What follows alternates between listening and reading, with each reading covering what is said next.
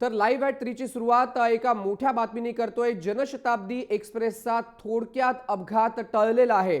एक महत्त्वाची आणि मोठी बातमी म्हणावी लागेल। मोटरमन म्हणजेच लोको पायलटच्या प्रसंगावधानाने लोकांचे म्हणजेच प्रवाशांचे प्राण वाचलेले आहेत। अनेकांचे जीव या ठिकाणी वाचलेले आहेत। दिवा स्टेशनच्या जवळ ट्रॅकवरती जवळपास 15 फूट लांबीचा लोखंडी रुळाचा तुकडा हा आणून ठेवण्यात आला होता। दिवा स्टेशन जवळच्या ट्रॅकवरती टाकलेला हा तुकडा हा लोको पायलटला आढळला आणि यानंतर लोको पायलटने हा तुकडा त्या ठिकाणच्या इतर रेल्वेच्या कर्मचाऱ्यांच्या मदतीने हटवला। लोखंडी तुकडा या ठिकाणी तुम्ही दृश्यांमध्ये पाहताय। देशभरातले गेल्या काही दिवसातले अपघात पाहता घातपाताची शक्यता या संपूर्ण प्रकरणानंतर वर्तवण्यात येते, कारण रेल्वे प्रशासनाने आता उच्चस्तरीय चौकशीचे आदेश दिलेले आहेत। अशाच प्रकारची एक घटना ही इंदोरहून पटण्याला जाणाऱ्या एक्सप्रेसला कानपूर जवळ घडली होती। तर थेट जाऊया न्यूजरूम मध्ये। माझा सहकारी अमृत सुतार आपल्यासोबत आहे। अमृत, एक धक्कादायक गोष्ट म्हणावी लागेल, कारण दिवा रेल्वे स्टेशन जवळ जर लोको पायलटला हा 15 फूट लोखंडाचा तुकडा जो ट्रॅक मध्ये आणून टाकला होता दिसलं नसतं तर मोठा अपघात झाला असता। बरोबर आहे मयंक, आपण पाहू शकतो की दिवा स्थानकामध्ये 15 फूट हा तुकडा होता, लोखंडी तुकडा होता, हा रेल्वे रुळावरती आढळला। मोटरमॅननं प्रसंगावधानानं लक्ष दिलं, त्यामुळं हा मोठी दुर्घटना आणि मोठा अपघात एक टळला असं म्हणावं लागेल। मयंक, आपण पाहू शकतो की देशभरामध्ये मागील काही दिवसापासून रेल्वे अपघात मोठ्या प्रमाणात होत आहेत।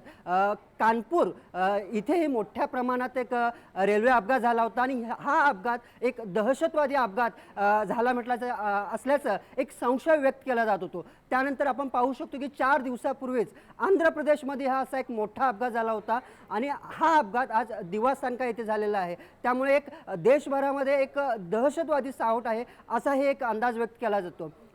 आज मयंक पाहू शकतो की आज दुपारची ही घटना आहे। दिवा या रेल्वे स्थानकावरती हा रेल्वे बरोबर, दिवा रेल्वे स्थानकावरती काल रात्री उशिरा आणि सकाळी हा 15 फुटांचा लोखंडी तुकडा रेल्वेच्या अधिकाऱ्यांना आणि जनशताब्दी एक्सप्रेस जी कोकणाकडे निघाली होती तिच्या लोको पायलटला आढळला। अशाच प्रकारच्या काही घटना गेली काही दिवसात देशभरामध्ये होत आहेत, त्यामुळे या संपूर्ण प्रकरणाची आता उच्चस्तरीय चौकशी सुरू झालेली आहे।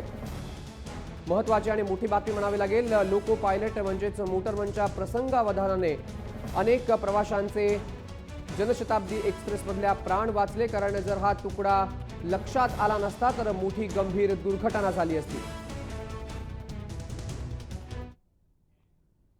तर ही बातमी यासाठी महत्त्वाची आहे कारण या आधी देखील कानपूर आणि आंध्र प्रदेशमध्ये अशाच प्रकारे एक्सप्रेसना अपघात झाले होते।